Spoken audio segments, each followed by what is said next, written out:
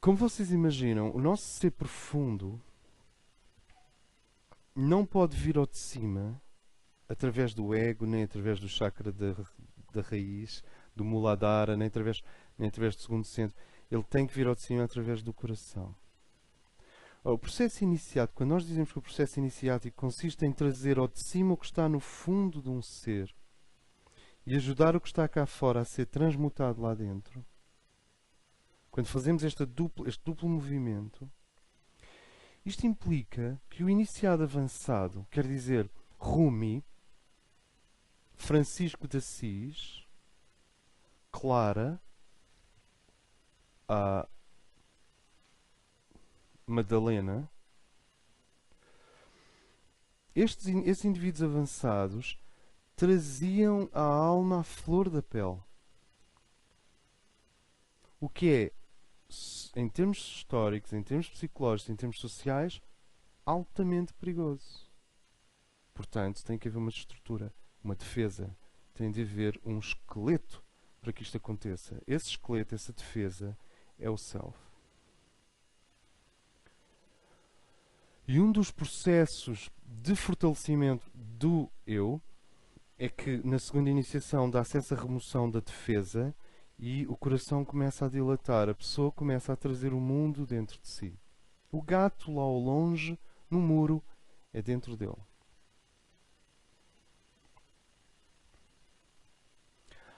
Tu deixas de ser contido pelo mundo e começas misteriosamente, vejam como isto sabe a Fernando Pessoa, a ser um contentor do mundo. Tu começas a trazer o mundo no coração, que significa que tu é que és o cálice, já não é o mundo que é o cálice. Quando nós somos bebezinhos, o sujeito está contido num objeto. Chama-se infância, jardim do Éden. Então o sujeito está contido num objeto. Tu és parte do mundo. Nem distingues eu e mundo. Mas o iniciado vai muito mais longe. Ele inverte o processo. Ele passa a ser o contentor do seu mundo. E passa a ser o contentor do mundo inteiro, se o quiser. Conter o mundo, em vez de ser contido por ele, chama-se coração. Também lhe podemos chamar consciência. Mas agora nós estamos mesmo nesta linha da segunda iniciação, do coração. Tuxa. O coração dilatado é um coração que tem uma permeabilidade lúcida. Tem uma permeabilidade no início lúcida, mas gradualmente histérica. Só passa a ser lúcida quando se transformar num coração refinado. A dilatação do coração é o primeiro estágio. A seguir, vocês precisam de encontrar, como nós vamos ver, o refinamento do coração. E aí é que é a lucidez. Quando falas dessa dilatação, como existem os dois movimentos, como o ser contém e é contido, ele só adquire essa consciência se for lúcido. Claro, no início, repare, nós estamos a fazer isto por nuances. O coração morno está adormecido. Sente, mas não sente nada de especial. Sente o suficiente para ser simpático. Mas assim que houver um acidente, o egoísmo vem logo de cima. Então, o coração morno é uma coisa que não é preciso comentar muito. O coração dilatado está a aprender a conter o mundo, mas ainda não o contém realmente. Então a lucidez dele ainda é inicial. É como descobrir que conseguimos ler, mas ainda não conseguimos escrever. Não sei se isto... Então repara, no caso dos portugueses, que é um povo regido pelo sexto raio, o problema da segunda iniciação é fortíssimo. Sexto raio implica uma devoção pelas emoções. Emoções. e inversamente um emocionalismo na devoção. Quantos seres em Fátima têm a sua consciência estabilizada no coração de Cristo acima do crânio? Aquilo que na Igreja Católica se chama claramente e inequivocamente corações ao alto. Sursum corda. O que é o que é este corações ao alto do rito católico? Sabem do que é que eu estou a falar? É pegar no coração dilatado, neste coração emocionalesco, neste coração estupidamente exposto ao sofrimento e à alegria, e elevá-lo à ciência de Cristo e Sofia. Transferir daqui, da caixa torácica, para esse sol de sabedoria que é o verdadeiro amor. Voltando atrás. A dilatação do coração é fundamental para que um ser se aproxime de Shambhala, para que um ser se aproxime de Mistitlan, para que um ser se aproxime dos grandes centros de vida na Terra. A vida na Terra existe diluída, isto é, distribuída por todas as coisas, e concentrada nos centros internos da Terra. Os centros internos da Terra são concentrações da vida. E depois a mesma vida que existe como uma essência nos centros internos da Terra encontra-se distribuída pelas plantas, pelos animais, pelas pessoas, pela psique humana, pelos idealismos, pelos entusiasmos, pelas esperanças, pelos desejos. Tudo isso já é a vida diluída.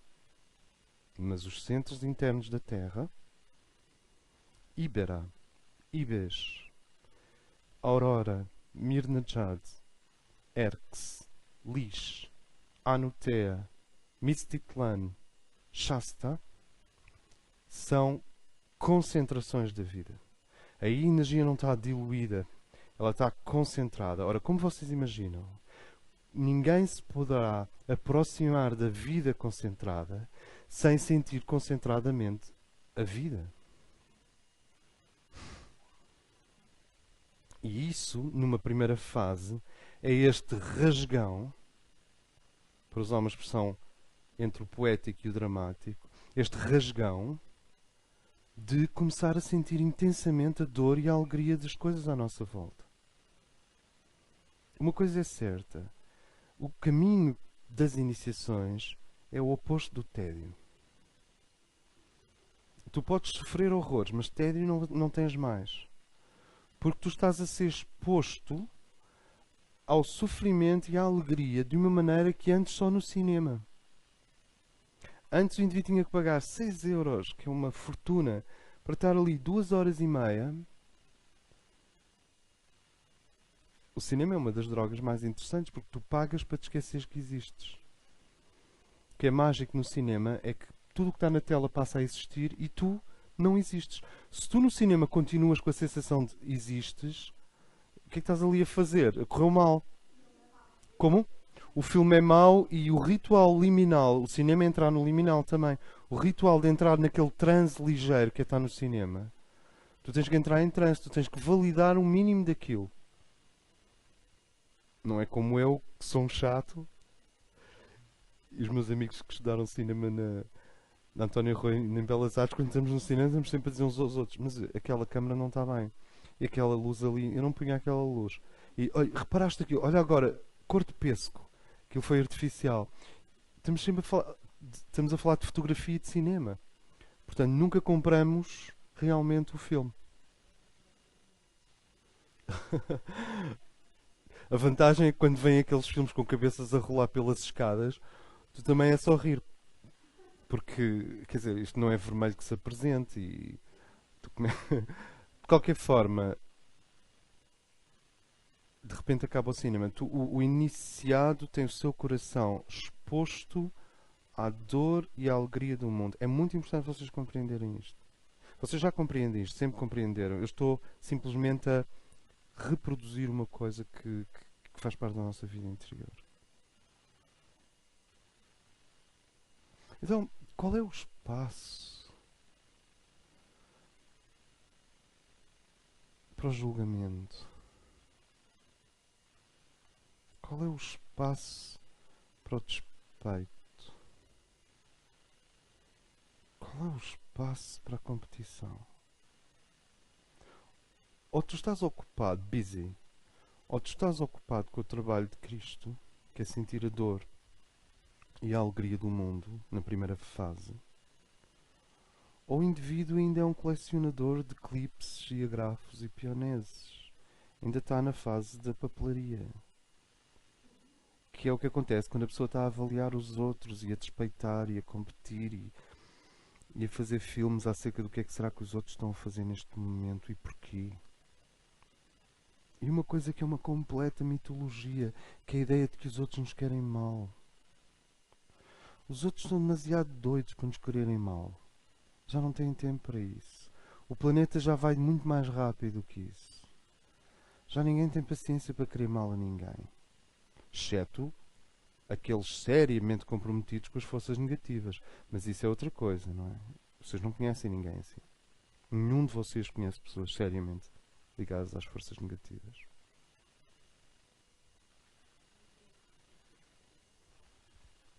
Porque as pessoas seriamente ligadas às forças negativas são magos e os magos não se vêem, são invisíveis.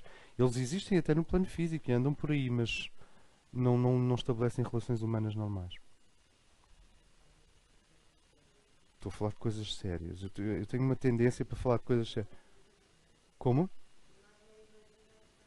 Não imaginam. Não imaginam.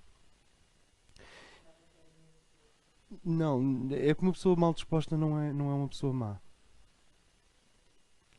Então, reparem, esta dilatação do coração, esta intensificação, faz com que o iniciado vibre, se intensifique. Daí eu ter falado no teatro, no drama, no João Vilaré. Mas é só uma maneira de dizer as coisas. Onde eu quero chegar mesmo é que tu começas a sentir que estás a ser preparado como um fulcro das grandes correntes mundiais. Eu podia utilizar termos da Idade Média. O Templário, a Templária. Templária? Ahm, Podíamos usar termos da Idade Média, podíamos usar termos rosacrucianos, podíamos usar termos antigos. Mas onde é importante chegar aqui, simplesmente é tu estás a ser preparado para receber as correntes de dor, as correntes de alegria e elevá-las aos níveis superiores. Elevar aos níveis superiores. Ora, os grandes intensos, Walt Whitman, até Fernando Pessoa, Almada, estamos a falar destes, porque eu gosto de coisas um bocadinho ligeiramente retro, porque dá-nos perspectiva. Mas podíamos falar já agora, imediatamente hoje, indivíduos hoje, que são muito intensos. Mas hoje as pessoas muito intensas aparecem como overdose no apartamento. Não foi o que aconteceu com a cantora, com a... Antes, Amy Winehouse. Essa é o exemplo claro de um coração dilatado. Não é vago o que eu estou a dizer, ou é vago? O Elvis não tinha o coração dilatado como a Amy Winehouse. Não sei, ele tinha outras coisas dilatadas, mas não era exatamente o coração. Ela não a corrente de dor que entra não está a ser transformada em nada. Ok, então agora nós estamos a começar lentamente a aproximar-nos do ponto. O que é o indivíduo com a segunda iniciação, a caminho da terceira iniciação? A dor do mundo entra nele, a grande alegria do mundo entra nele. Mas ele está a passar do coração dilatado para o coração refinado, rumo ao coração ardente. Os portugueses, os povos latinos, os iniciados latinos, têm uma grande dificuldade com este processo. Eu acredito saber do que falo. Pode ser uma ilusão minha. Porquê? Nós somos regidos pelo sexto raio, coletivamente. Portugal é um país de sexto raio. A nossa devoção mariana é fortemente marcada por emoções e não por intelecções e muito menos por um amor cósmico.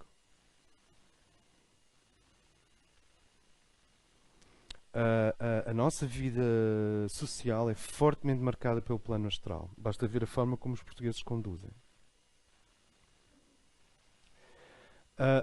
A forma como nós fazemos a cultura e a política são claramente marcadas pelo sexto raio, o raio da devoção e do idealismo, cujo aspecto sombrio é essa dilatação que, se não for transmutada, transforma-se em histeria. O que é histeria?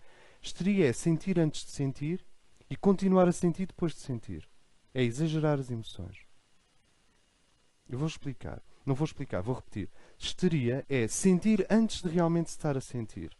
Há algo de falso na histeria. E continuar a sentir imenso, mesmo depois de já não se estar a sentir. E quando se está a sentir, multiplicar por 10. É histérico. É o overreacting. E o oversensitized também. O sobresensível.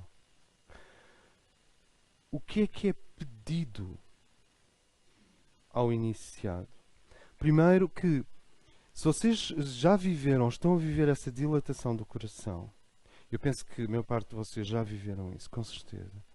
O que é pedido é entrar nesta nova etapa, o refinamento do coração.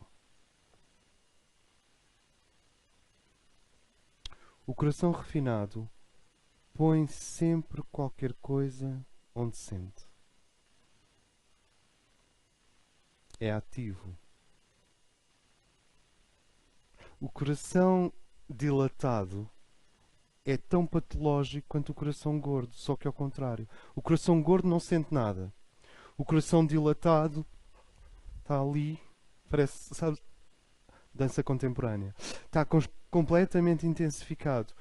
O coração dilatado sente tanto que se torna inútil para a hierarquia. Vocês acham que Jesus, Buda, Krishna, Rumi, vamos ficar por aqui, tinham corações dilatados? O coração dilatado é passivo. Tu és vítima da sensibilidade.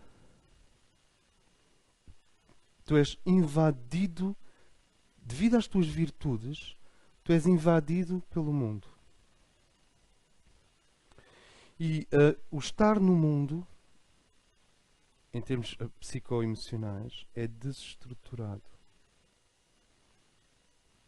O Jean Genet provavelmente tinha um coração super dilatado. O Jean Genet, o Cocteau, o Jean Genet, o Cocteau, os Apollinaires, o Bataille, mas estes já eram um bocado passados da cabeça. A Edith Piaf, a Anais Nin, à sua maneira. Reparem, é frequente o indivíduo do coração dilatado acabar gordo, disfuncional, com problemas glandulares, linfático, inerte, destroçado emocionalmente, achar que o mundo é um inferno. Não sei se gostam da ideia. Sabem o que é que eu estou a falar? E Portugal corre esse perigo. Portugal corre o perigo de ficar gordo, linfático, achar que o mundo é um inferno, paralisado por emoções que não compreende, a continuar a sentir tudo indefinidamente. O hierarca, e um ser que está a se aproximar da terceira iniciação marca essa mudança. O hierarca é uma pessoa que põe sempre algo onde sente. Deixa a sua marca. O coração refinado é ativo. O coração dilatado é passivo.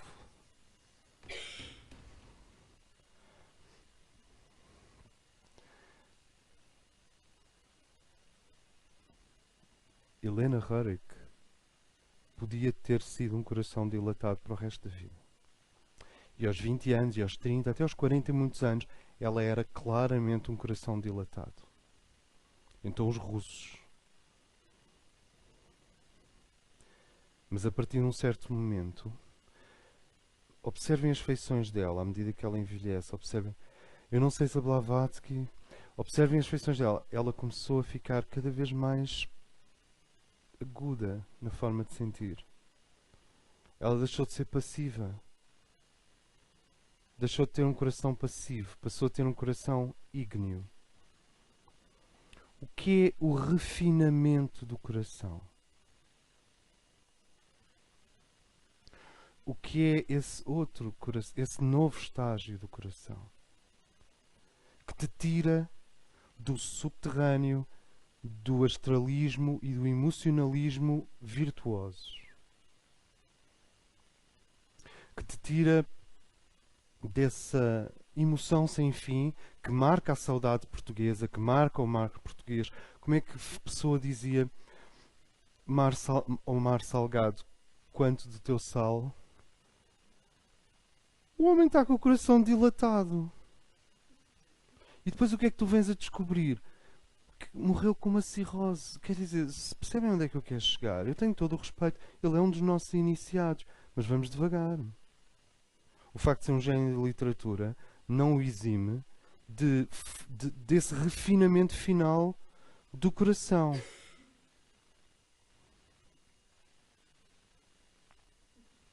Quer dizer, ao mar salgado, quanto do teu sal são lágrimas de Portugal? É o próprio coração dilatado a que eu me refiro. E Portugal tem sido isso. Portugal, como discípulo, quer dizer, nação discípulo do Logos, tem sido um coração dilatado. Tem sido uma inclusividade constante. Tem sido uma esponja. Tem sido uma nostalgia constante. Tem sido nevoeiro e saudade. Tem sido fado. Mas vamos lá tirar isto. Já não há fado, já não há nevoeiro, não há saudade. O que é que há?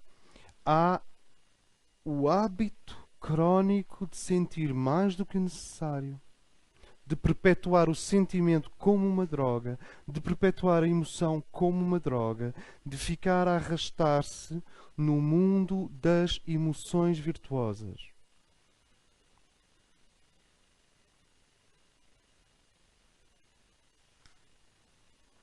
É como se existisse uma espécie de casa das bonecas das emoções. E as pessoas ficam ali indefinidamente a brincar na casa das bonecas das emoções. E depois querem mais emoções e mais bonecas. E o que falta, o que este mundo tem em excesso são emoções. O que é mais em excesso? Monóxido de carbono ou emoções? E obviamente, como poluição emocional. E obviamente, se tu quiseres continuar a ver fotos de cães maltratados, há sites inteiros com fotos de cães maltratados. Se tu quiseres continuar a ver fotos de mulheres maltratadas em algumas culturas, é terrível. Se tu quiseres continuar a contatar a dor do mundo, podes fazê-lo e deves fazê-lo. Não é preciso, porque o teu ser interno encarrega de trazer até ti o quantum dessa dor que tu deves contactar. Nem mais, nem menos. Mas qual é o nosso problema? Como é que se passa para aquilo que se poderia chamar a ciência do coração?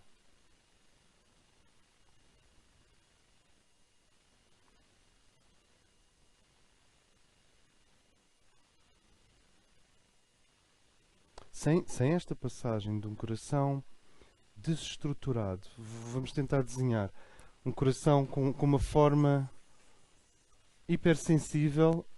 Se este coração é nobre, é. Se é amoroso, se é digno, se é um coração verdadeiro, é. Quando as pessoas dizem que uma determinada pessoa é só coração, aquela pessoa é só coração, tu já ficas assim, bem, então vai precisar de ajuda.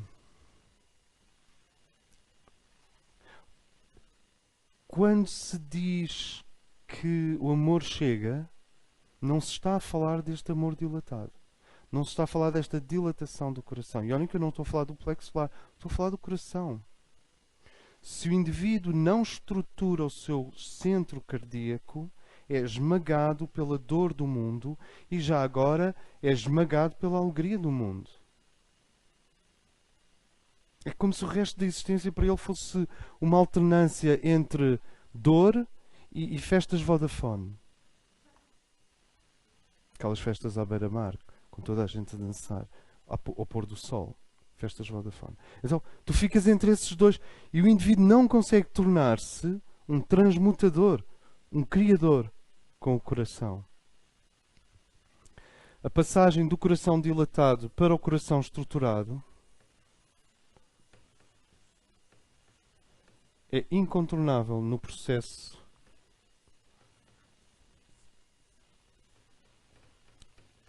iniciático.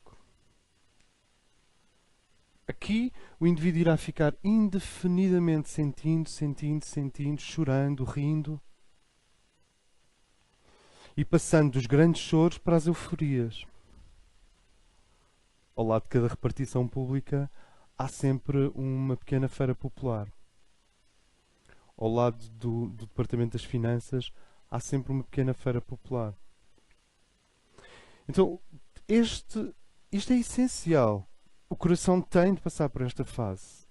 Mas depois é necessário passar do sexto raio, no seu aspecto distorcido, claro, porque há um aspecto sublime do sexto raio, para o segundo raio.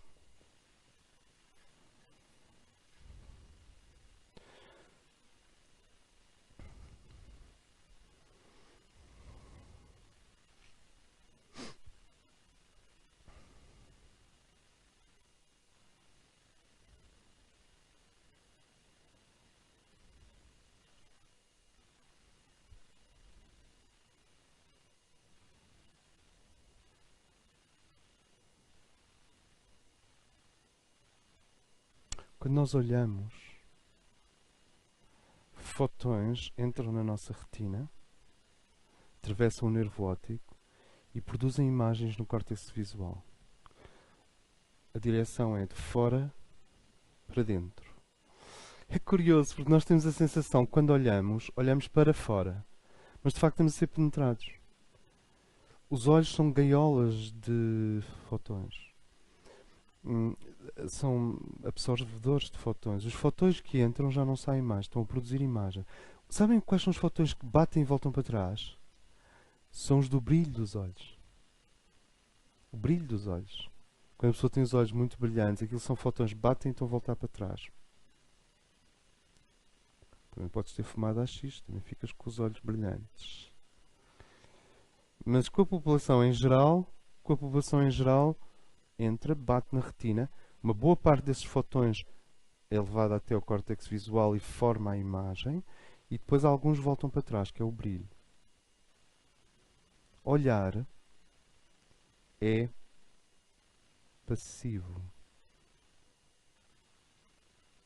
Tu vais na rua e abres os olhos. E a rua entra em ti. Não é assim?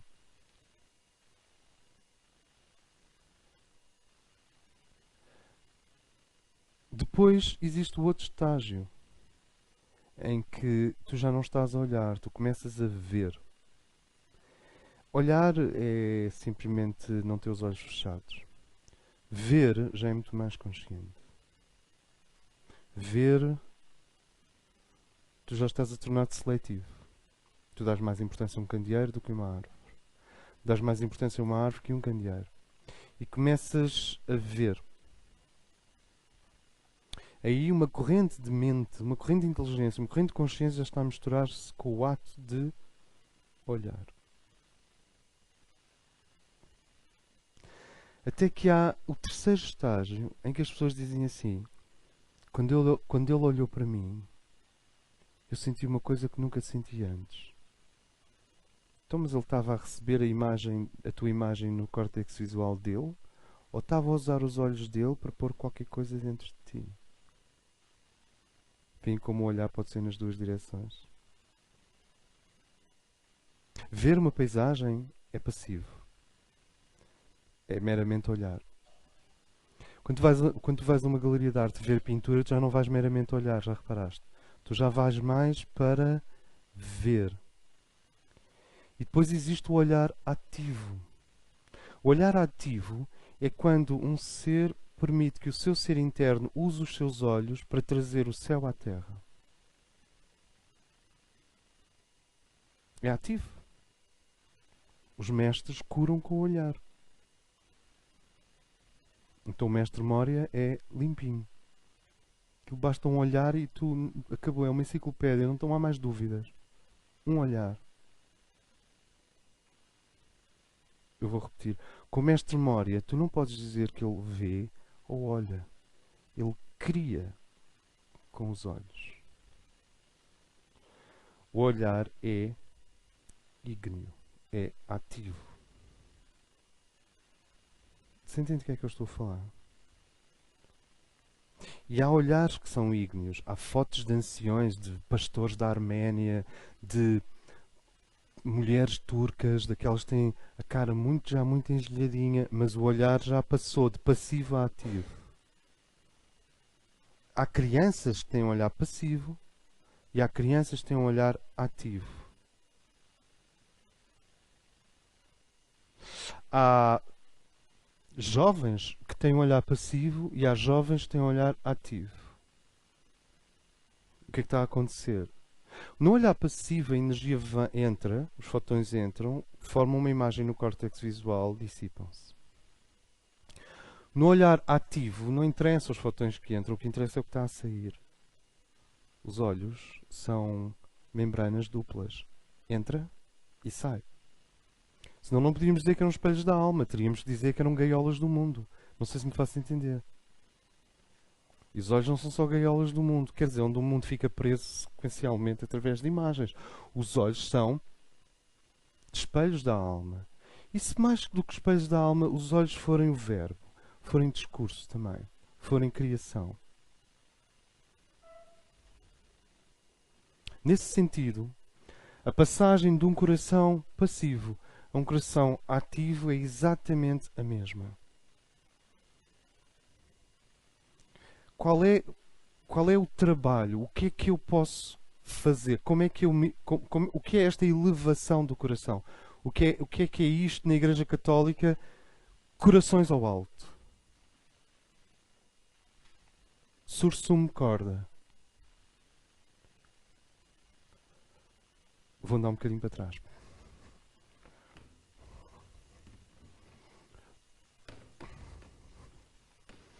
No último encontro, nós falámos de um estado inocente, que é a origem amniótica da consciência. Quer dizer, assim como os bebés nascem dentro de uma bolsa aquática, a nossa consciência também nasceu numa bolsa um bocadinho a tirar para o aquático. E o aquático, neste caso, é representado pela alegoria botânica do paraíso. Então, o Jardim do Éden é a nossa placenta consciencial coletiva. É só uma maneira de dizer as coisas. O Jardim do Éden, que tinha uma árvore no centro.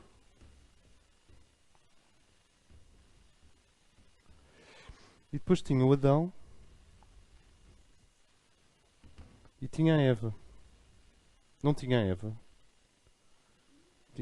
Tinha a Eva. Mas é a Eva com uma cintura. Parece uma Vênus de Willendorf. Ok. E tinha a serpente. Tinha a serpente. Que quebrou esta felicidade inconsciente. Então nós podemos escrever aqui felicidade inconsciente. Ou seja,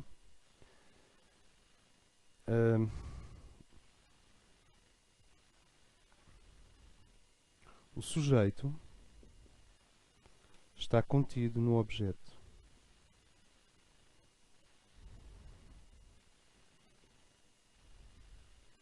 O sujeito está contido no objeto.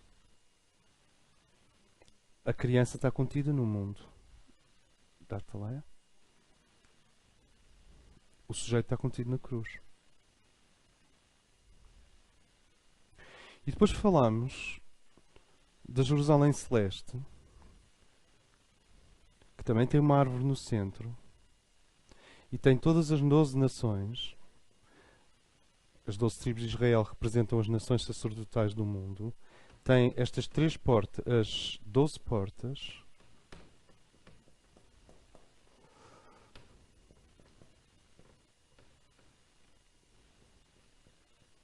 Tem estas 12 portas e tem esta árvore cujos frutos são para a cura das nações. Esta tem frutos e ao comermos destes frutos, pomos-nos em movimento para fora do jardim do Éden. E esta tem frutos cujos frutos curam as nações. É o oposto daquilo ali. E no jardim do Éden, portanto, Éden, Jerusalém. Jerusalém celeste, mas vamos pôr Nova Jerusalém. É a melhor maneira de perceber isto. E nós falámos do processo humano como uma espécie de tiro de balística, como um processo de balística em que o homem é expulso, é propulsionado para fora desta felicidade inconsciente. E claro, o ponto médio deste processo, este ponto médio, em que as forças iniciais já não são suficientemente potentes para nos puxar para trás e ainda estamos a começar a sentir onde é que vamos cair. Quer dizer, as forças para onde nos dirigimos. Este ponto médio é muito importante. Este ponto médio é o ponto da consciência de si. É o ponto do self. Se perguntarem se o self entra aqui dentro, não precisa. Está diluído já. Fundiu-se com o ser interno. Mas este ponto é o ponto do self.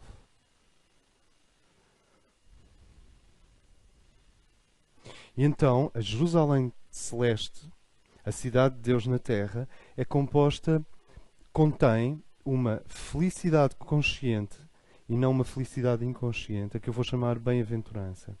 Então, a bem-aventurança é diferente da felicidade. A felicidade é muitas vezes inconsciente, infantil. Vamos pôr aqui mais uma palavra. Síncrese. E aqui a bem-aventurança é felicidade mais consciência.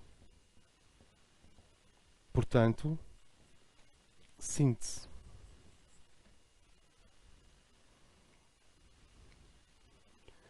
Felicidade inconsciente, felicidade plenamente consciente. O que nós vemos é que este tiro, que é a história da humanidade, este arco, que é a história da humanidade, é fundamentalmente a forma de gerar consciência. Porque no fim será igual como no princípio. Exceto que toda a gente tem consciência. Há uma consciência total. E essa consciência total significa que o sujeito contém o objeto em vez do sujeito estar contido no objeto. Esse sujeito contém o objeto. O jogo inverteu. Objeto no centro e sujeito à volta. Eu vou repetir. Isto é uma síntese de tudo. Se querem saber, isto é uma síntese de tudo. Isto é uma síntese de tudo. Quer dizer, tudo o que se passa na Terra. Por isso é que nós começámos a dizer que nós estamos a tentar responsabilizar-nos pelas energias de raio verticais e por este percurso que é a história da humanidade, por este arco que é a nossa estadia aqui. Felicidade inconsciente. Objeto contém o sujeito. A consciência é mais pequena que o mundo. Basta pensarem na história da cartografia, dos mapas, para perceber o que eu quero dizer. Claro que podíamos ir para a medicina, para a filosofia, para a ética. E podíamos ir para a consciência pura. Felicidade inconsciente. O objeto contém o sujeito. Eden, sincre-se. Felicidade plenamente consciente, para não dizer superconsciência. Nova Jerusalém, síntese. O sujeito contém o objeto. E o que é que se passa aqui ao meio? Aqui ao meio passa-se tu. Passa-se tu, não é português. Isto és tu. Este ponto aqui, este ponto és tu.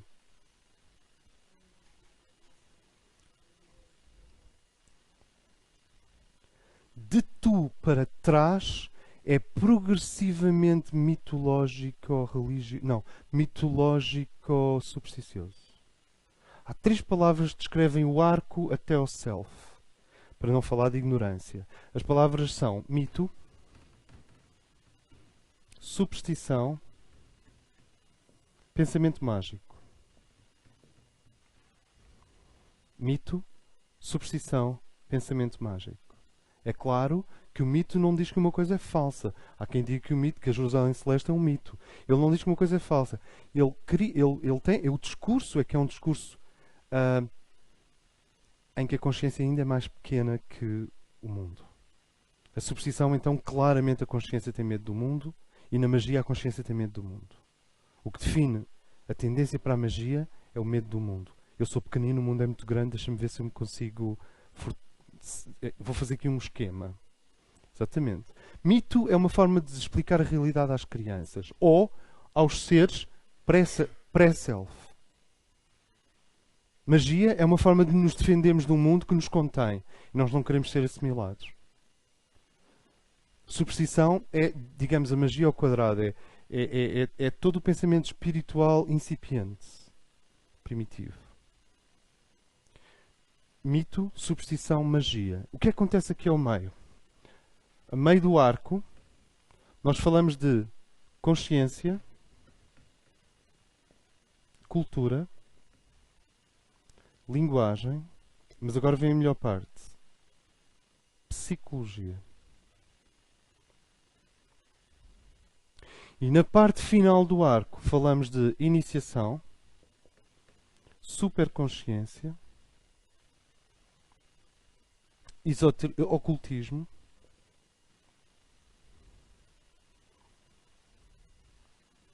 silêncio, reverência. Vejam bem os 3 grandes divisões do arco do ciclo humano. Os homens vieram desta placenta. É muito difícil defini-la. Ela é efetiva. Trata-se de um jardim na Etiópia. Terá sido um jardim ao pé do Tigres e Eufrates, como no relato bíblico. Teria sido um laboratório extraterrestre no Kilimanjaro. Whatever. Be my guest. Agora, nós vimos desta placenta. Esta placenta é caracterizada por felicidade inconsciente, objeto contém o sujeito, síncre-se. E na expulsão nascem coisas como o mito, a superstição e a magia. Para não dizer o trabalho. Que é uma coisa que ninguém nasceu para trabalhar, mas pronto. Quando tu sais, ganharás o pão com o suor do teu rosto. Então há aqui uma quebra deste encantamento e há um trabalho. No zénite, ao meio-dia do processo, nasce o self. Nasces tu. Para trás, e nós começamos a ficar cada vez mais misturados na lama e no informe tribal. Perdemos diferenciação. Lembram-se de eu dizer que a única forma de manter a autoridade abusiva, claro, à distância, é a nossa capacidade de diferenciação, é a nossa capacidade de criar conceitos claríssimos. Quanto mais claros forem os conceitos, menos ditadores vamos ter. Pelo menos dentro de nós. Então tu tens o primeiro arco de 1, 2, 3. É um tríptico. Lá está. Hoje não era o encontro 33. Mito, superstição, magia. Esta é a primeira fase do nosso processo. Mas ao meio-dia do homem, nasces tu. Tu és o meio-dia do homem. E aqui, do homem, da humanidade. E aqui tens consciência, cultura, linguagem, psicologia. Não a psicologia de consultório, mas a psicologia espiritual que nós temos estado a referir. E neste sítio, sim, aqui é permitido, é necessário, é desejável os 5 ou 6 ferramentas que nós vamos estudar na Air School. Tarot, astrologia profunda, psicologia ligada à grande viagem, cabala, alquimia. Tudo isso faz parte do que se passa aqui. São ferramentas. Síntese, análise, síntese. Um bocadinho dialético. A partir do momento em que nós começamos a entrar nas iniciações, as ferramentas continuam, só que elas são cada vez mais ferramentas de serviço e não tanto ferramentas para ti. Porque tu estás a começar a aproximar-te da tua própria Jerusalém Celeste. Não? E quem é que está aqui? Aqui está aquele que habita com a árvore, aquele que se senta no trono ao pé da árvore, aquele que se senta no trono da Jerusalém Celeste, o teu ser, Cristo, Sofia. Digamos que a árvore é Sofia. E Cristo, o unicórnio, é esse homem branco, vestido com a lã do cordeiro, que se senta no centro da Jerusalém Celeste.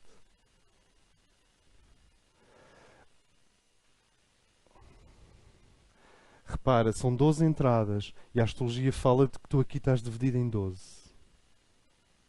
Aqui não estás dividido em 12. Ninguém no paraíso está dividido em 12.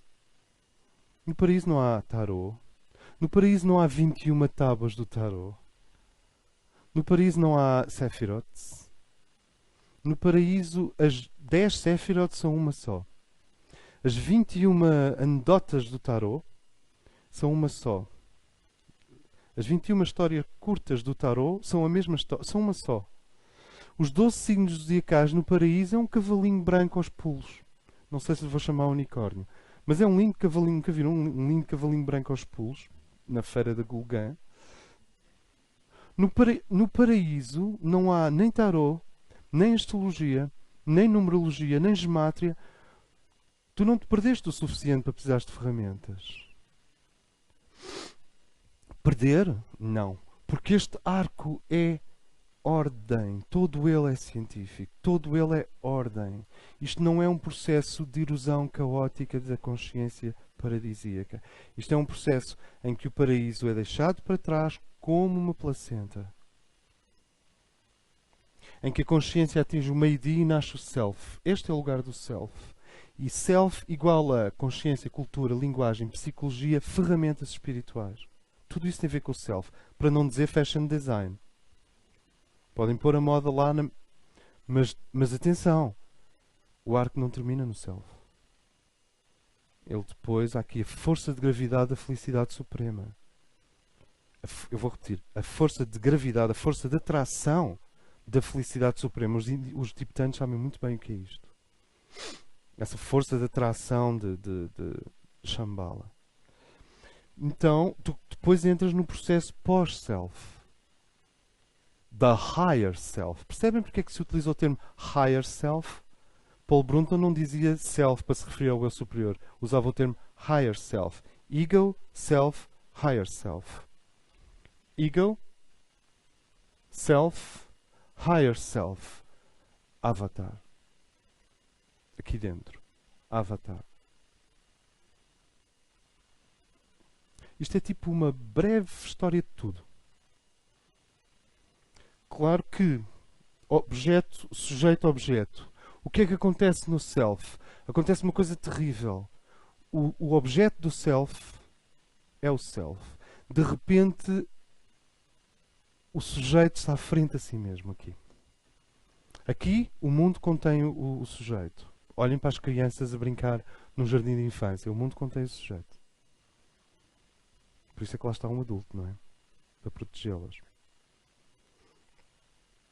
Aqui, o objeto do sujeito é o próprio sujeito. Daí esta coisa um pouco neurótica da filosofia sem fim, da psicologia sem fim, de quem eu sou, da definição de mim. É um bocado neurótico. mas não há outro caminho. E aqui o self contém, o sujeito passa a conter o objeto. As disciplinas esotéricas falam deste arco. Mas existe uma coisa que não é esotérico, é ultra esotérico. E o nome gnose é insuficiente. O termo que se utiliza é hermético. Hermético, como Thoth, Hermes, Enoch. Hermético é muito para além de uma disciplina esotérica. O que o esoterismo nos fala é deste arco assim. Agora, assim mesmo, entrem nisto. Hermético é o oposto. É o arco ao contrário. Quando vocês estudam o arco do Jardim do Éden para a Jerusalém Celeste, na Terra, estão a fazer esoterismo. Para não dizer filosofia. Quando estudam o arco oposto, estão a fazer gnose. Quando somam os dois, estão a fazer hermetismo. Esoterismo, gnose, hermetismo. E o que é que o hermetismo diz? O hermetismo diz que tanto a tua consciência está a evoluir na direção da superconsciência, como o avatar que tu és e sempre foste na eternidade está a vir ao teu encontro num arco inverso. Isto é, que o passado se move para o futuro e que o futuro se move para o passado.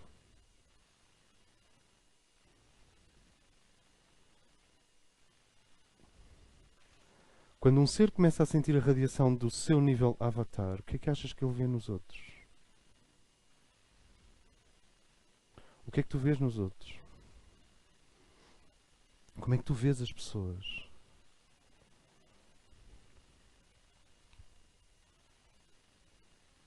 Isto é mesmo esotérico, não é?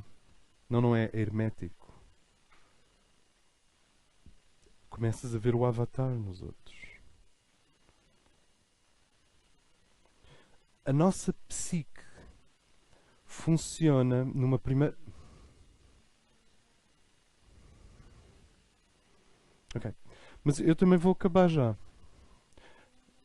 Sim. Então a nossa psique funciona em duas direções. Na direção do futuro, até se diluir na eternidade.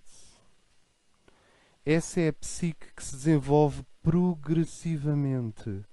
É a psique que vem do Éden para a Jerusalém.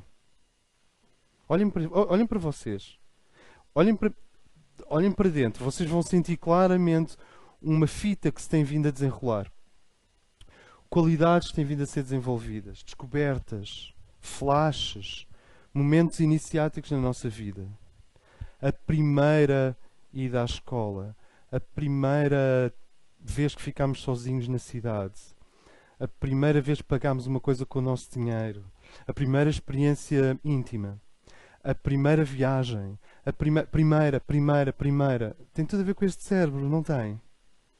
Quem é que está a ter as primeiras experiências? Este cérebro. É o teu self que está a ter a primeira experiência. Sei lá quantas vezes é que tu já tiveste essa experiência. E a outra. E a outra. Nós temos esse aspecto, esse lado da nossa psique que funciona no sentido horário. Isto é, para chegares às 3 da tarde, tens de passar pelas 2 da tarde. E por isso tens de passar pela 1, vais ter que passar pelo meio-dia, quase certeza. Não há túneis. O que o esoterismo estuda é a saída do mundo mítico para o mundo da psicologia e do self, até entrarmos nos mundos iniciáticos avançados dentro de nós, até à união com a Jerusalém Celeste, em que não há divisão entre inconsciente e consciente, Não há divisão entre o bem e o mal, tal como aqui. Não há divisões. Só que agora tens a consciência. E aqui não tinhas. Isso é o mundo do esoterismo. A gnose diz-te que da Jerusalém Celeste, desde o princípio, que está a vir ao teu encontro um Deus. Do lado de lá da eternidade. E como a eternidade é fora do tempo, podemos dizer que neste momento, exatamente, o teu avatar está a caminhar para ti. E já está completo. Já está pleno. E o hermetismo é a noção dos dois movimentos ao mesmo tempo. Por isso é que se fala pouco de hermético. Até porque, o que é que nós vamos dizer? Este arco existe. Eu diria que, fundamentalmente, ele existe até aqui. Porque o avatar não tem necessidade de mergulhar neste jardim. Mas Jeep Mitsubishi, eu gostava de ter. Não posso ficar com ele. Este nível do teu ser é que atraiu este. Quem é a serpente? Pois é. Se calhar importo-me. As coisas herméticas têm que ser sempre um bocadinho difíceis e misteriosas. Este nível do teu ser é que despertou este. Desde o início que este chamou este. Quem é a serpente? No seu pior, a serpente é uma entidade cósmica que passou informação a mais, na altura errada, aos seres humanos. É o processo de dos Lucíferes.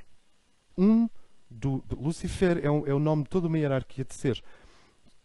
A esmagadora maioria desses seres, obviamente esmagadora, nem se fala assim. É uma hoste, está conectada com o divino. Mas há alguns dos Lucíferes, devido ao nível administrativo, tomam iniciativas. E um dos Lucíferes realmente rebelou-se, fez uma revolução. Eu não vou avançar por aí, porque isso ainda está em investigação. Já repararam que isso é uma zona nebulosa. Agora, a serpente também é Cristo. Eu não estou a dizer que Lucifer é Cristo, ok? A serpente também é Cristo, vindo daqui, chamando-te ao máximo do teu potencial. Sync-se, self-synth. Criança, adolescente, ancião.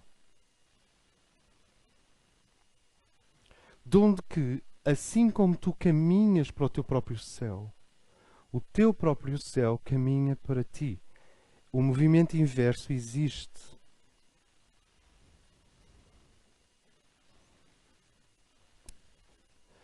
As pessoas estão grávidas de divindade, mas é no tempo e no espaço, porque a divindade plena delas, o avatar, já existe na Jerusalém Celeste. O tempo move-se nas duas direções. Só que o nosso cérebro foi criado para só registar uma das duas direções. Não é? O nosso cérebro só consegue funcionar por acumulação horária de experiências. Como é lógico. Horária. Eu não defini aqui o que é a serpente e não defini o que é Cristo. Posso-vos garantir que no seu pior a serpente não é Cristo. No seu melhor, muitas vezes Cristo é chamado a serpente. Não é? Sócrates era chamado de Python, a serpente.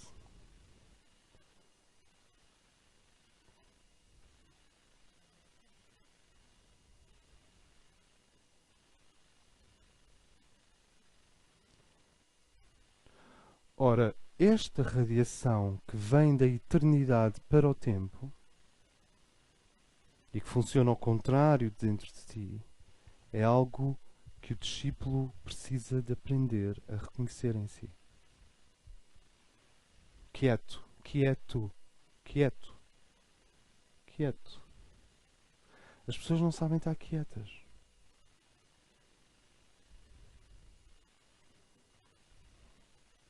Arrastam sempre muitos elementos cada vez que pensam e movem e sentem. Cada vez que sentem, arrastam montes de elementos, imensas forças. Cada vez que pensam, É um turbilhão. Não, as pessoas precisam de aprender a pensar baixinho. Estão sempre a pensar alto. Tu olhas para uma pessoa e dizes assim, tu estás a pensar, não estás? Claro que está. As pessoas precisam de aprender a pensar baixinho. Precisam de aprender a sentir baixinho. Precisam de aprender a movimentar-se como o monge Shaolin que não deixa marcas no papel de arroz, no chão. Desliza. Desliza. Quieto. E então, lentamente, não é preciso muito.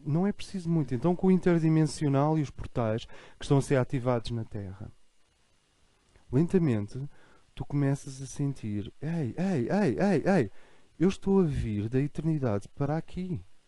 Eu não estou só a ir daqui para a eternidade. Garanto-te. E isso é que é o coração radiante. Isso é que é o coração ardente. Esse é que é o coração que cura o mundo.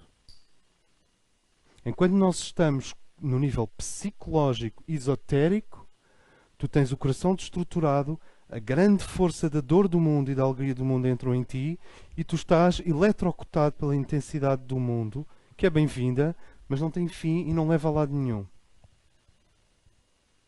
Quando o indivíduo começa a ficar quieto e quando ele começa a sentir que ele vem do eterno para aqui, tu podes garantir, é assim, psicologicamente acho que é fácil garantir que nós viemos do passado para o futuro, não é? Afinal aprendemos a ler e não sabíamos ler e tantas outras experiências. Só que isso é verdade para a psique. Mas tu não és só psique, tu és um corpo causal. E por trás do corpo causal é o portal. Quando nós demos agora o seminário sobre portais, a 6 de outubro, nós vamos estabelecer uma relação entre os 21 portais de Portugal, cada um deles, e o corpo causal, o nosso corpo causal. Mas tu tens veículos lá dentro que não vão do passado para o futuro, vêm do eterno para o futuro e desse futuro eterno para o aqui e agora. O caminho está a ser percorrido nas duas direções. Em termos neurolinguísticos antigos, a tendência é dizer levar a terra e levar a terra ao céu. Mas isso é o trabalho da psique. Esse é o trabalho, tipicamente, esse é o trabalho da psique, levar a terra ao céu. Mas o trabalho dos corpos superiores é trazer o céu à terra. E eles não brincam. Eu não me lembro deles. Eles não brincam. Eles são completamente eficientes. Tu tens um corpo, dois. Tens o corpo causal, depois tens o corpo espiritual, que é composto por duas membranas dadas por Sofia e Miguel. Tu tens duas membranas dentro de ti que foram doadas por Sofia. Maria está a querer entrar. Por Maria, Sofia e Miguel. E a câmara onde vai ser feito o casamento tem esse símbolo Pax. É muito importante. Isto é básico, completamente básico. O indivíduo tem corpos que ascendem e tem corpos que descendem. E os corpos que descendem já vêm da cura das nações. Se a nossa psique teve que comer este fruto para se libertar da placenta, os teus níveis superiores estão a trazer este fruto para curar o mundo. Não é, Margarida? É, não é? Porque é. Não. Por outro lado é estranho, porque há uma iluminura que eu vou fazer uma ampliação. É uma iluminura em que tens a árvore do paraíso, que Adão está deitado no chão e mais ou menos da zona genital, pronto, lá está a Idade Média, sai uma árvore. Okay? E dessa árvore é que saem os frutos, é muito estranho. E depois é assim, metade do jardim está dividido em escuro e tem Maria tirando os frutos e distribuindo aos santos que vão para o céu. E da outra metade tem Eva tirando os frutos e dando aos pecadores que vão para o inferno. E o fruto é o mesmo, vem da mesma árvore. Mas se for tirado por Maria, leva para o céu. Se for tirado por Eva ou pela serpente, leva para menos que o céu. Então o problema não está no fruto, está em quem tira o fruto. Ainda faltava mais essa.